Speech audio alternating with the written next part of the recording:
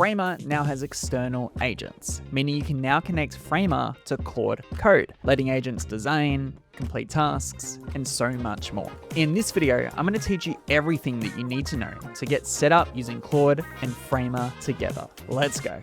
So we'll get started in 3 simple steps. First, we'll install Claude Code on our device. Next, we'll connect it to our Framer project so we can prompt Claude so it can make changes in Framer. And lastly, we'll take a look at Claude connectors, letting us integrate Framer with other tools to unlock brand new workflows.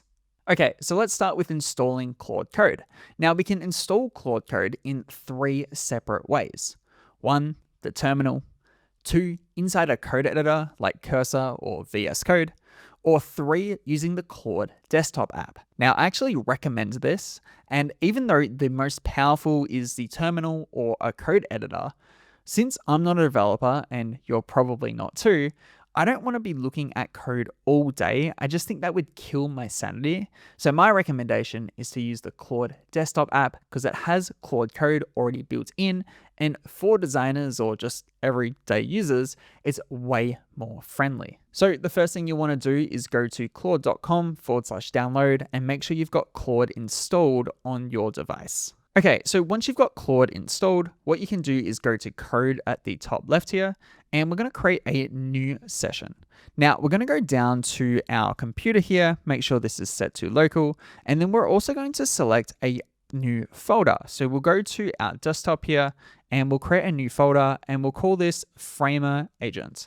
Now, basically what we're doing is selecting a local folder for Claude Code to work in because this is how Claude Code works. We'll press on Trust Workspace here. But since we're not actually writing any code, it will remain as a blank folder, but it just basically gives a blank canvas for Claude Code to work from. Okay, so you're almost ready to go. The last thing we need to do is actually connect the Framer CLI so Claude and Framer can talk to each other. So you want to head to framer.com/agents/external, and you'll see that we can connect Framer to Codex, Claude Code, Cursor, any sort of IDE.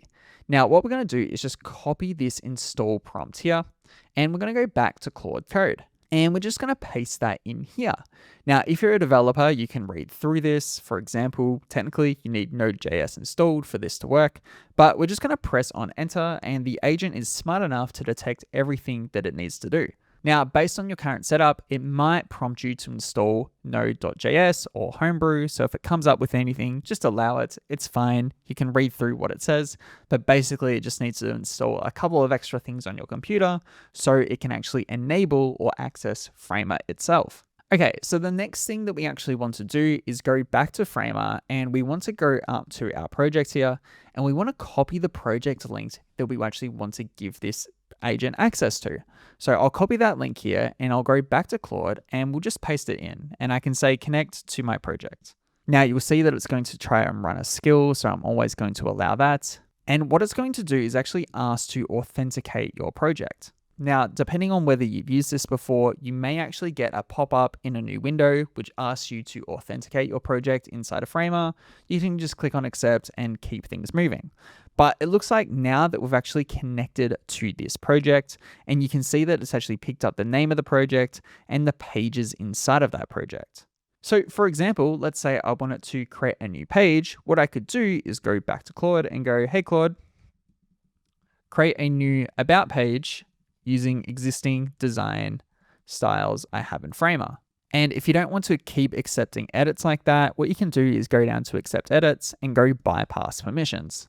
Now, this can be quote unquote dangerous territory depending on what it's doing, but I would say you're pretty safe normally, and you can always read what's going on if you're just not too sure. So while Claude is doing its thing, I want to tell you about my brand new Framer Agent Masterclass, which is my course which is going to teach you to ship faster, skip the grunt work, and be more profitable by becoming an AI-powered web designer using Framer. I think this new release of Framer Agents is a game changer, especially if you're doing professional work, because it just opens up so many new opportunities to actually streamline the boring stuff and make your moat of taste and creativity the thing that you can focus on. So if you're interested, I'll leave a link down below.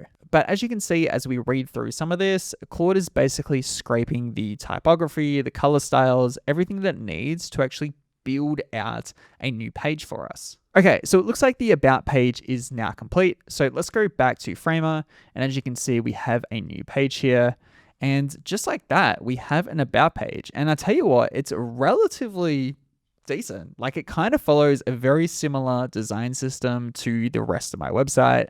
It's picked up my text styles, my color styles, some of the layout options that we're using. Now, everything's not perfect, as you can see here, but it's all just Framer. So I could just go in here and actually just tweak the things that we need. This would need a height of fill, so we might set that to be there. And you can just see very quickly and very fast, we've been able to update this site. But the fact that it's been able to generate all of that is a bit of a game changer. And if you've seen any of my other videos on this channel around Framer agents, you know that Framer's inbuilt agents are quite expensive, and it's just going to be far cheaper using Claude. Now, inside of Claude Code, we can also use connectors, which allow us to actually integrate tools that we might already use. Now, some of these connectors are built in natively to Claude's marketplace, and we can install it in one click. Others we can install via a MCP server, which we won't cover fully in this video, but if you are interested in the world of MCPs, let me know in the comments below. So what I could do is go to Customize at the left nav bar, go down to Connectors, and you'll see there's a bunch of different connectors I already use and have installed. But if we click on Add and go Browse Connectors, you'll see a whole marketplace of things that we can connect to Claude. Now, because Framer is already connected to Claude, it basically means that we can use Claude as the middleman to connect another tool to Framer. So a real practical use case is, let's say a client emails me via my Gmail of all the feedback they have for my website. I could basically just give that email to Claude, and then Claude could connect and actually integrate all of that feedback that the client has given directly in Framer, which I think is a real use case that would save just a ton of time. You can connect to Slack, Google Calendar, Miro, Zoom. The list literally goes on, and it's really up to your own creative ideas in terms of how you can integrate Framer with these sort of external tools. So we'll demo this, and we'll actually connect Spotify here. So I'm actually going to go and add this Spotify connector. And as you can see, it's enabled. So these connectors can either work on the web or through the cloud. So sometimes, say if I'm using the Figma connector, it means that I have to have the Figma desktop app open. But for the Spotify one, it uses a web type connector. So I can just connect it and it will kind of pull the information from the internet. Okay, so here I am inside of my Spotify. And let's say, for example, I actually want to take all of my songs within my playlist here, and I actually want to put them inside of a CMS collection in Framer. Well, since we can connect Spotify and Framer together, we can technically do this. Don't judge my music taste. Okay. So I can ask Claude to take my Zoomies playlist from Spotify and create it as a CMS collection in my Framer project. And yes, Zoomies is the name of my playlist for when I go for a run. Now, it is asking for a Spotify link here, so I'll just paste in that so it's got the content, but I can also link my Spotify account so it can pull it a little bit more directly. So as you can see, it's detected all 14 of my tracks in that playlist, and now it's actually going to send it to my CMS collection and build it for me. Okay, so it looks like it's now created my collection. So let's actually go back to Framer and check. Let's go to the CMS, and there we go. We have a collection list called Zoomies, which has all of my song information in it. And if I want to pull through more data, I probably could, like the song length, the cover image, and so much more. Whatever Spotify actually allows us to grab, we'll be able to pull.